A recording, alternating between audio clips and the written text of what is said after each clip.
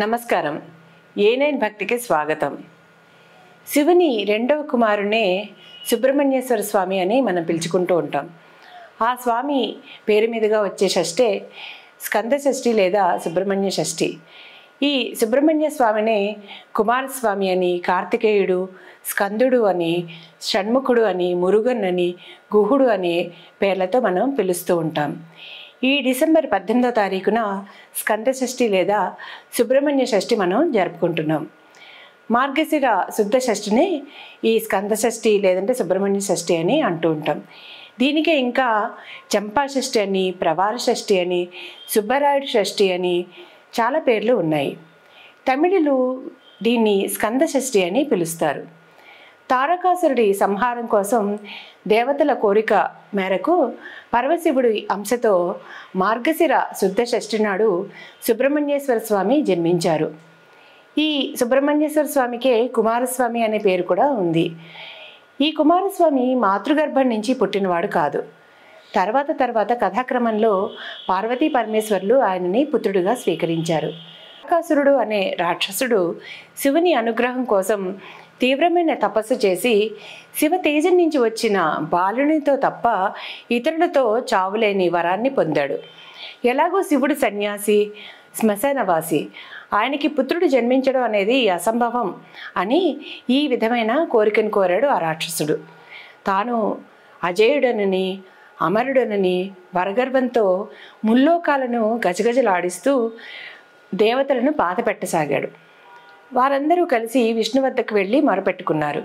అయితే ఆ విష్ణువు పరమశివుని పుత్రుని వల్లే తారకాసురుడి మరణం సంభవిస్తుందని ఆదిదేవుణ్ణే ఆ సమస్యకి పరిష్కారం చెప్పమని కోరుకోమని చెప్పి పంపించారు. అప్పుడు పరమశివుడు ఈ సమస్య తీవ్రతను గ్రహించి తన అంశతో సుబ్రహ్మణ్యేశ్వర స్వామి జన్మకి కారకుడయ్యాడు. దేవేంద్రుడు ఈ శుద్ధ షష్ఠి రోజే దేవసేనతో సుబ్రహ్మణ్యేశ్వర స్వామికి అత్యంత వైభవంగా వివాహం జరిపించారు. అయితే ఈ కథ అంతా మనకి మహాభారత అరణ్య పర్వంలో కనిపిస్తూ ఉంటుంది. ఈ తారకాసురుడి నుండి రక్షణ పొందడానికి దేవతలు మొదట బ్రహ్మదేవుని వద్దకు వెళ్ళారు. అప్పుడు బ్రహ్మ వారికి ఇలా సూచన చేశారు. ఈ తారకాసురుడు అమిత తపో బల సంపన్నుడు, బలశాలి, కాబట్టి చంపడం అనేది మన తరం కాదు. కానీ ఈశ్వర తేజాంశ సంభూతిని వల్లే వీడికి మరణం సంభవిస్తుంది అని చెప్పాడు. కాబట్టి మీరు శివునికి హిమవంతుని పుత్రికైన పార్వతీదేవికి వివాహం జరిపించండి. వాళ్ళకి కలిగే పుత్రుడే ఈ తారకాసురుని సంహరించగల సమర్థుడు అవుతాడు అని తరుణోపాయం చెప్పారు. దేవతలు శివుణ్ణి ఒప్పించి పార్వతితో పెళ్లి జరిపించారు. ఒకనాడు పార్వతీ పరమేశ్వరులు ఏకాంత ప్రణయానందంలో ఉన్న సమయంలో అగ్నిదేవుడు పావురం రూపంలో వారి ఏకాంత మందిరంలోకి ప్రవేశిస్తాడు. అది గమనించిన పరమేశ్వరుడు తన దివ్య తేజస్సుని ఆ అగ్ని దేవునిలోకి ప్రవేశపెడతాడు. అగ్ని కూడా ఆ శివ తేజస్సును భరించలేక గంగా నదిలో విడిచిపెడుతుంది. అయితే ఆ రుద్రతేజ ప్రవాహంలో కొట్టుకు వెళ్ళి రెల్లివనంలో అంటే శరవనంలో చిక్కుకుని 6 ముఖాలు 12 చేతులతో ఒక బాలుడు జన్మిస్తాడు. అతడే సుబ్రహ్మణ్యేశ్వర స్వామి లేదంటే కుమారస్వామి, ఎలా పిలుచుకున్నా ఆయనే. కుమారస్వామిని దేవతలందరూ కలిసి సేనాపతిని చేస్తారు.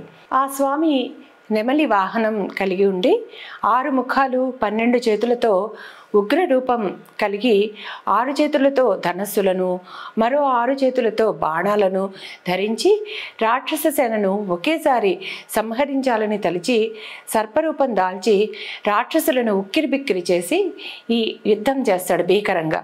ఆ యుద్ధంలో తారకాసురుని సంహరించి విజయాన్ని వరిస్తాడు.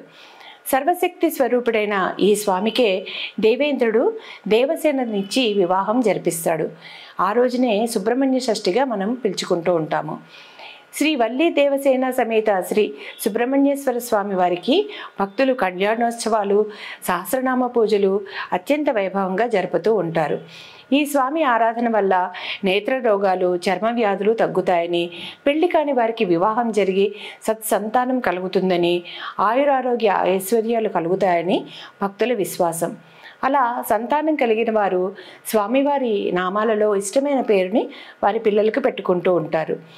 ఈ పుణ్యదినం రోజు భక్తులు ఉదయాన్నే స్నానం చేసి ఈ ఆహారము తీసుకోకుండా తడిబట్టలతో సుబ్రహ్మణ్యేశ్వర స్వామి ఆలయానికి వెళ్ళి పాలు, పళ్ళు, పువ్వులు, వెండి పడగలు, వెండి కళ్ళు, ఇలా వారు ఏ విధంగా మొక్కుబడులు ఉన్నాయో అవన్నీ సమర్పించుకుంటూ ఉంటారు. ఇదంతా నాగపూజకు సంబంధించిన పూజలాగా ఉంటుంది. జాతకంలో కుజదోషం, కాలసర్పదోషం ఇలాంటి వాటితో బాధపడేవారు, వివాహం కానివారు ఈ స్వామివారి కళ్యాణాలను ఆ రోజు చేయడం కనిపిస్తుంది. తమిళనాడు ప్రాంతంలో కూడా కావిడి మొక్కును తీర్చుకోవడం కనిపిస్తూ ఉంటుంది. షష్ఠి రోజు కుమారస్వామి ఆలయానికి కావిడి మోసుకు వెళ్ళడమే ఇందులోని ప్రధాన అంశం. ఈ కావడిలో పంచదారతోనూ పాలతోనూ నింపుకుని ఉంటారు. వారి వారి మొక్కుని బట్టి ఆ కావడి ఉంటుంది. ఈ పండుగ చాలా ప్రసిద్ధి చెందింది మన దక్షిణ భారతదేశంలో. తర్వాత ఈరోజు సుబ్రహ్మణ్యేశ్వర స్వామి పూజ చేసిన, కావడి సమర్పించిన సత్సంతాన ప్రాప్తి కలుగుతుంది. ఈరోజు పుట్టలో పాలు పోస్తే సర్పదోషాలు తొలగిపోతాయని ఒక నమ్మకం. ఒక చేతిలో మహాశక్తి ఆయుధాన్ని, ఒక చేతిలో ప్రకాశవంతమైన వజ్రాయుధాన్ని, ఇంకొక చేతిని నడుము మీద ఉంచుకొని ఒక హస్తం అభయం చూపిస్తూ ఉన్న శ్రీ సుబ్రహ్మణ్యేశ్వర స్వామివారిని పూజిస్తే అన్ని ఆటంకాలు తొలగిపోతాయి. అంతటి మహత్తరమైన స్కందషష్ఠి ఈరోజు చేసుకుని ఆ స్వామివారిని పూజించుతూ ఆయన ఆశీస్సులు తీసుకుందాం.